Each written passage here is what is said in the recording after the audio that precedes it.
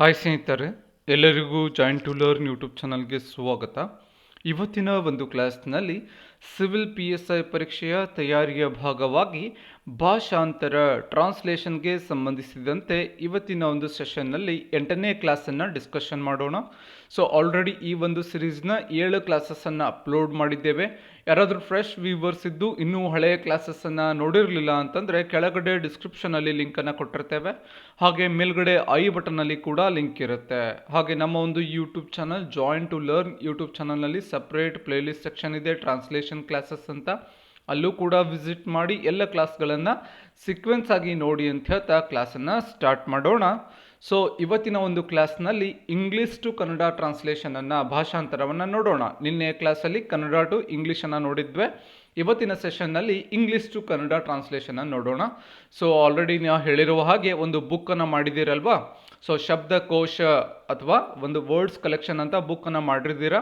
So ಆ ಬುಕ್ಕನ್ನು ತಗೊಳ್ಳಿ. ಅದರಲ್ಲಿ ಡೈಲಿ 5 to 10 ವರ್ಡ್ಸ್ಗಳನ್ನು ಕಲೆಕ್ಟ್ ಮಾಡಬೇಕಾಗುತ್ತೆ.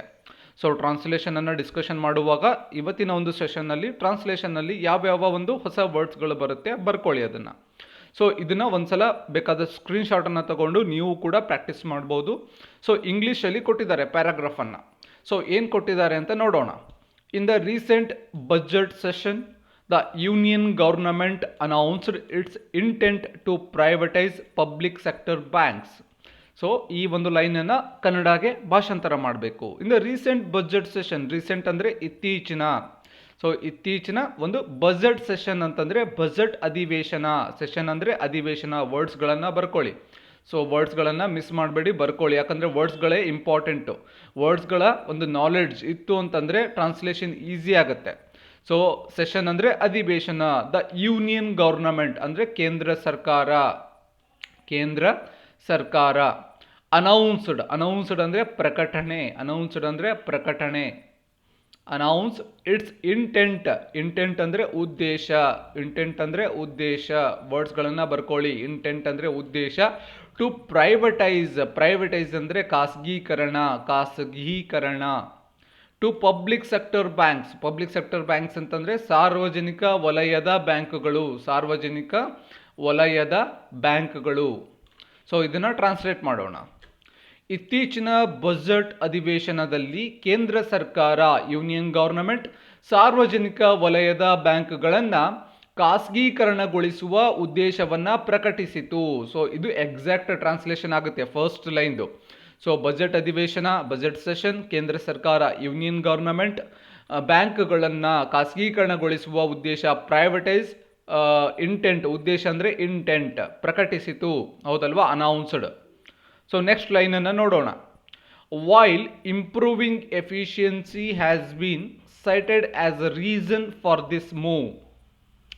ಇಂಪ್ರೂವಿಂಗ್ ಎಫಿಷಿಯನ್ಸಿ, ಎಫಿಷಿಯನ್ಸಿ ಅಂದರೆ ದಕ್ಷತೆ, ಎಫಿಷಿಯನ್ಸಿ ಅಂದರೆ ದಕ್ಷತೆ. Has been sighted as a reason, reason ಅಂತಂದರೆ ಉದ್ದೇಶ. ರೀಸನ್ ಅಂತಂದ್ರೇನು, ರೀಸನ್ ಅಂದ್ರೆ ಏನು, ಅದರ ಒಂದು ಕಾರಣ. ರೀಸನ್ ಅಂದರೆ ಕಾರಣ. ಫಾರ್ ದಿಸ್ ಮೂವ್, ಈ ಒಂದು ಬದಲಾವಣೆ. For this move. So it is not clear, it is not clear so whether privatisation brings efficiency or reduces associated risk. So ಇದರಲ್ಲಿ ಒಂದು ಕ್ಲಾರಿಟಿ ಇಲ್ಲ, clear. It is not clear, it is not clear whether privatisation, ಖಾಸಗೀಕರಣ ಮಾಡೋದ್ರಿಂದ ಎಫಿಷಿಯನ್ಸಿಯನ್ನು, ದಕ್ಷತೆಯನ್ನು ತರಬಹುದಾ, efficiency ದಕ್ಷತೆಯನ್ನು ತರಬಹುದಾ, ಅಥವಾ reduces associated risk, ಸಂಬಂಧಿತ ಒಂದು ತೊಂದರೆಗಳನ್ನು ಅಥವಾ ಒಂದು ಏನಿದೆ ತೊಂದರೆಗಳನ್ನು ಕಡಿಮೆ ಮಾಡಬಹುದಾ ಅಂತ ಹೇಳಿ ಇದರಲ್ಲಿ ಕ್ಲಿಯರ್ ಇಲ್ಲ. ಸೊ ಇದನ್ನು ಟ್ರಾನ್ಸ್ಲೇಟ್ ಮಾಡೋಣ. ಸೊ ದಕ್ಷತೆಯನ್ನು ಸುಧಾರಿಸುವುದು ಈ ಕ್ರಮಕ್ಕೆ ಕಾರಣ, ಈ ಒಂದು ಕ್ರಮಕ್ಕೆ ಕಾರಣವೆಂದು ಉಲ್ಲೇಖಿಸಲಾಗಿದೆ. ಖಾಸಗೀಕರಣವು ದಕ್ಷತೆಯನ್ನು ತರುತ್ತದೆಯೇ ಅಥವಾ ಸಂಬಂಧಿತ ಅಪಾಯವನ್ನು, ಅಸೋಸಿಯೇಟೆಡ್ ರಿಸ್ಕ್, ಸಂಬಂಧಿತ ಅಪಾಯವನ್ನು ಕಡಿಮೆ ಮಾಡುತ್ತದೆ, ರಿಡ್ಯೂಸ್ ಮಾಡುತ್ತದೆ ಎಂಬುದು ಸ್ಪಷ್ಟವಾಗಿಲ್ಲ. It is not clear, it is not clear. ಮುಂದಿನ ಲೈನನ್ನು ನೋಡೋಣ. Around the world, innumerable private banks have failed.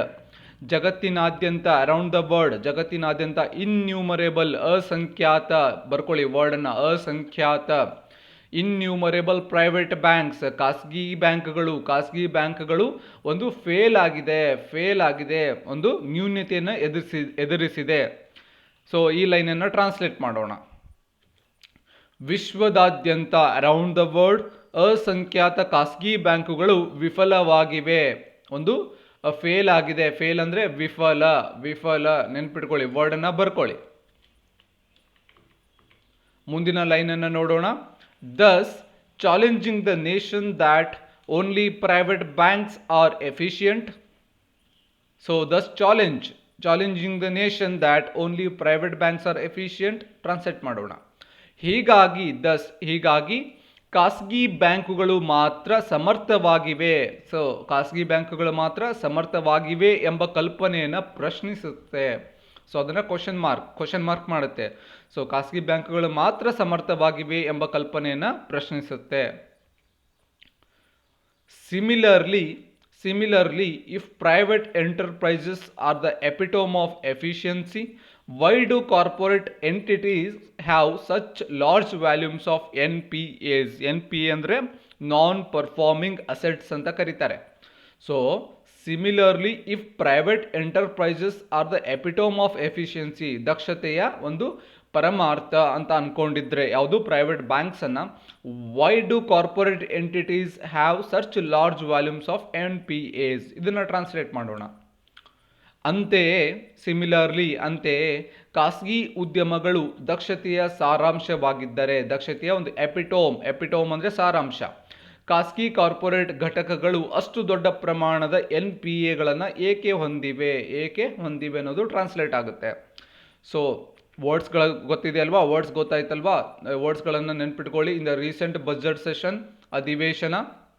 Session ಅಂದರೆ ಅಧಿವೇಶನ, ಗೌರ್ನಮೆಂಟ್ ಯೂನಿಯನ್ ಗೌರ್ಮೆಂಟ್ ಅಂದರೆ ಕೇಂದ್ರ ಸರ್ಕಾರ, ಅನೌನ್ಸ್ಡ್ ಅಂತಂದರೆ ಪ್ರಕಟಣೆ, ಆಮೇಲೆ ಪ್ರೈವೇಟೈಸ್ ಅಂತಂದರೆ ಖಾಸಗೀಕರಣ, ಪಬ್ಲಿಕ್ ಸೆಕ್ಟರ್ ಬ್ಯಾಂಕ್ಸ್ ಅಂತಂದರೆ ಸಾರ್ವಜನಿಕ ವಲಯದ ಬ್ಯಾಂಕ್ಗಳು, ಎಫಿಷಿಯನ್ಸಿ ಅಂದರೆ ದಕ್ಷತೆ, ರೀಸನ್ ಅಂತಂದರೆ ಅದರ ಒಂದು ಉದ್ದೇಶ, ರೀಸನ್ ಅಂತಂದರೆ ಕಾರಣ, ಇಂಟೆಂಟ್ ಅಂದರೆ ಉದ್ದೇಶ, ರೀಸನ್ ಅಂದರೆ ಕಾರಣ. ಸೊ ನೆಕ್ಸ್ಟ್ ಇಂಪಾರ್ಟೆಂಟ್ ವರ್ಡ್ ಅಂತಂದರೆ ಅಸೋಸಿಯೇಟೆಡ್ ರಿಸ್ಕ್ ಅಂತಂದರೆ ಸಂಬಂಧಿತ ತೊಂದರೆಗಳನ್ನು, ಇನ್ಯೂಮರೇಬಲ್ ಅಂದರೆ ಅಸಂಖ್ಯಾತ. ಆಮೇಲೆ ನೆಕ್ಸ್ಟ್ ಇಂಪಾರ್ಟೆಂಟ್ ವರ್ಡ್ ಯಾವುದು ಅಂತಂದರೆ ಎಫಿಷಿಯಂಟ್ ಅಂದರೆ ದಕ್ಷತೆ, ಹೌದಲ್ವಾ. ಎಂಟರ್ಪ್ರೈಸಸ್ ಅಂದರೆ ಘಟಕಗಳು, ಎಂಟರ್ಪ್ರೈಸ್ ಅಂತಂದರೆ ಏನು, ಖಾಸಗಿ ಉದ್ಯಮಗಳು, ಹೌದಲ್ವಾ, ಕಾರ್ಪೊರೇಟ್ ಘಟಕಗಳು. ಸೊ ಎಪಿಟೋಮ್ ಆಫ್ ಎಫಿಷಿಯನ್ಸಿ ಅಂದ್ರೇನು, ದಕ್ಷತೆಯ ಸಾರಾಂಶ. ಎಪಿಟೋಮ್ ಆಫ್ ಎಫಿಷಿಯನ್ಸಿ ಅಂದರೆ ದಕ್ಷತೆಯ ಸಾರಾಂಶ.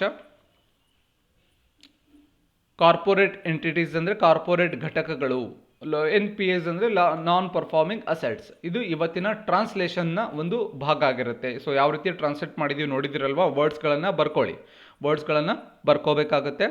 ಸೊ ಇಷ್ಟು ಇವತ್ತಿನ ಒಂದು ಎಕ್ಸಾಕ್ಟ್ ಟ್ರಾನ್ಸ್ಲೇಷನ್ ಆಗಿರುತ್ತೆ. ಹಾಗೆ ಒಂದು ಕ್ಲಾಸ್ ಡಿಸ್ಕಷನ್ ಆಗಿರುತ್ತೆ. ಕ್ಲಾಸ್ ಇಷ್ಟ ಆದರೆ ಒಂದು ಲೈಕ್ ಮಾಡಿ, ನಿಮ್ಮ ಫ್ರೆಂಡ್ಸ್ಗೆ ಶೇರ್ ಮಾಡಿ. ಹಾಗೆ ನೀವಿನ್ನು ನಮ್ಮ ಚಾನಲ್ಗೆ ಸಬ್ಸ್ಕ್ರೈಬ್ ಆಗಿರಲಿಲ್ಲ ಅಂದರೆ ರೆಡ್ ಕಲರ್ ಸಬ್ಸ್ಕ್ರೈಬ್ ಬಟನನ್ನು ಕ್ಲಿಕ್ ಮಾಡಿ. ಮುಂದ್ಗಡೆ ಒಂದು ಬೆಲ್ ಐಕಾನ್ ಇದೆ, ಬೆಲ್ ಐಕಾನ್ ಮೇಲೆ ಕ್ಲಿಕ್ ಮಾಡಿ. ಆಲ್ ಅಂತ ಬರುತ್ತೆ, ಆಲ್ ಮೇಲೆ ಕೂಡ ಕ್ಲಿಕ್ ಮಾಡಿ. ನಾವು ಮಾಡುವಂತಹ ಹೊಸ ವಿಡಿಯೋಸ್ಗಳ ಒಂದು ನೋಟಿಫಿಕೇಷನ್ಸ್ಗಳು ನಿಮ್ಮ ಮೊಬೈಲ್ಗೆ ಬರುತ್ತೆ. ಹಾಗೆ ಜಾಯಿನ್ ಟು ಲರ್ನ್ ಯೂಟ್ಯೂಬ್ನಲ್ಲಿ ಟೆಸ್ಟ್ ಸಿರೀಸ್ ಮಾಡ್ತಾ ಇದ್ದೀವಿ ಸಿವಿಲ್ PSI ಮತ್ತು PCಗೆ. ಸೊ ಆಲ್ರೆಡಿ 46 ಟೆಸ್ಟ್ ಆಗಿದೆ. ಸೊ 850 ರೂಪೀಸ್ PSIಗೆ ಫೀಸ್ ಇರುತ್ತೆ, 450 PCಗೆ ಫೀಸ್ ಇರುತ್ತೆ. ಕೋರ್ಸ್ ಡೀಟೇಲ್ಸ್ ಏನು ಅಂದರೆ ವೈಯಕ್ತಿಕ ಮಾರ್ಗದರ್ಶನ, PDF ನೋಟ್ಸ್, ಪರೀಕ್ಷೆಗಳ ಒಂದು PDF, ಪ್ರತಿ ಭಾನುವಾರದ ಒಂದು ಎಸ್ಸೆ ಟ್ರಾನ್ಸ್ಲೇಷನ್ಗಳ ಡಿಸ್ಕಷನ್ PDF ಕೂಡ ಅವೈಲೇಬಲ್ ಇರುತ್ತೆ. ಇನ್ನು ಯಾರಾದರೂ ವಾಚ್ ಮಾಡಿರಲಿಲ್ಲ ಅಂತಂದರೆ ಸಪ್ರೇಟ್ ಪ್ಲೇಲಿಸ್ಟ್ ಸೆಕ್ಷನ್ ಇದೆ, test series for civil PSI ಅಂತ ಆ್ಯಂಡ್ PC. ಸೊ ನೀವು ಕೂಡ ವಿಸಿಟ್ ಮಾಡಿ ಟೆಸ್ಟ್ಗಳನ್ನು ವಾಚ್ ಮಾಡ್ಬೋದು. ಸೊ ಜಾಯ್ನ್ ಆಗುವ ವಿಧಾನ ಏನು ಅಂತಂದರೆ 850 ಆರ್ 450ನ ಫೋನ್ಪೇ ಆರ್ ಗೂಗಲ್ ಪೇ ಮಾಡಿ, ಸ್ಕ್ರೀನ್ಶಾಟ್ ನಿಮ್ಮ ಹೆಸರು ಸಿವಿಲ್ PSI ಆರ್ PC 2021 ಅಂಥೇಳಿ ಇದೇ ನಂಬರ್ಗೆ ಒಂದು ವಾಟ್ಸಪ್ ಮೆಸೇಜ್ ಮಾಡುವುದರ ಮುಖಾಂತರ ಜಾಯ್ನ್ ಆಗ್ಬೋದು. ಹೆಚ್ಚಿನ ಮಾಹಿತಿಗಾಗಿ ಈ ಒಂದು ನಂಬರ್ಗೆ ಎನ್ಕ್ವೈರಿ ಕೂಡ ಮಾಡಬಹುದು, ಕಾಲ್ ಕೂಡ ಮಾಡಬಹುದು ಅಂತ ಹೇಳ್ತಾ ಮತ್ತೆ ಮುಂದಿನ ಒಂದು ಸೆಷನ್ನಲ್ಲಿ ಇಂಪಾರ್ಟೆಂಟ್ ಕ್ಲಾಸನ್ನು ಡಿಸ್ಕಷನ್ ಮಾಡೋಣ. ಸೊ ಧನ್ಯವಾದಗಳು. ಹಾಗೆ ಒಂದು ಕ್ಲಾಸಸ್ಗಳನ್ನು ಸೀಕ್ವೆನ್ಸ್ ಆಗಿ ನೋಡಿ, ಯಾಕೆಂತಂದರೆ ಟೆಸ್ಟ್ ಆಗಿರ್ಬೋದು ಅಥವಾ ಟ್ರಾನ್ಸ್ಲೇಷನ್ ಆಗಿರ್ಬೋದು, ಮೆಂಟಲ್ ಎಬಿಲಿಟಿ ಮಾಡ್ತಾ ಇದ್ದೀವಿ, ಟೆಸ್ಟ್ ಸಿರೀಸ್ ಮಾಡ್ತಾ ಇದ್ದೀವಿ, ಟ್ರಾನ್ಸ್ಲೇಷನ್ ಮಾಡ್ತಾ ಇದ್ದೀವಿ. ಸಿವಿಲ್ PSIಗೆ ಮತ್ತು PC ಗೆ ಪೇಪರ್ 1 ಸಿವಿಲ್ PSIಗೆ, ಪೇಪರ್ 2 ಸಿವಿಲ್ PSIಗೆ ಎರಡೂ ಕೂಡ ಕವರ್ ಆಗ್ತಾ ಇದೆ. ಅದೇ ರೀತಿ PC ಗೆ ಪೇಪರ್ ಏನಿದೆ ಅದು ಕೂಡ ಕವರ್ ಆಗ್ತಾ ಇದೆ. ಯಾಕಂದರೆ ಆಲ್ಮೋಸ್ಟ್ 1000-2000 ಕ್ವಶನ್ಸ್ ಡಿಸ್ಕಷನ್ ಮಾಡೋದ್ರಿಂದ 40-50 ಕ್ವಶನ್ಸ್ ಬರುತ್ತೆ. ಸೊ ಎಲ್ಲ ಕ್ಲಾಸ್ಗಳನ್ನು ಒಂದು ಪ್ಲೇಲಿಸ್ಟ್ಗೆ ಹೋಗಿ ಸೀಕ್ವೆನ್ಸ್ ಆಗಿ ನೋಡಿ. ಯಾಕಂತಂದರೆ ಇಂಪಾರ್ಟೆಂಟ್ ಕ್ಲಾಸಸ್ ಇದೆ, ಒಂದು ಕ್ಲಾಸ್ ನೋಡೋದ್ರಿಂದ ಹೆಲ್ಪ್ ಆಗಲ್ಲ, ಎಲ್ಲ ಕ್ಲಾಸ್ಗಳನ್ನು ಸೀಕ್ವೆನ್ಸ್ ಆಗಿ ನೋಡೋದ್ರಿಂದ ಹೆಲ್ಪ್ ಆಗುತ್ತೆ. ಸೀಕ್ವೆನ್ಸ್ ಆಗಿ 1 by 1 ಕ್ಲಾಸಸ್ಗಳನ್ನು ವಾಚ್ ಮಾಡಿ ಅಂತ ಹೇಳ್ತಾ ಮತ್ತೆ ಮುಂದಿನ ಸೆಷನಲ್ಲಿ ಇಂಪಾರ್ಟೆಂಟ್ ಕ್ಲಾಸನ್ನು ಮತ್ತೊಂದು ವಿಷಯದ ಕುರಿತು ಮಾತನಾಡೋಣ. ಧನ್ಯವಾದಗಳು.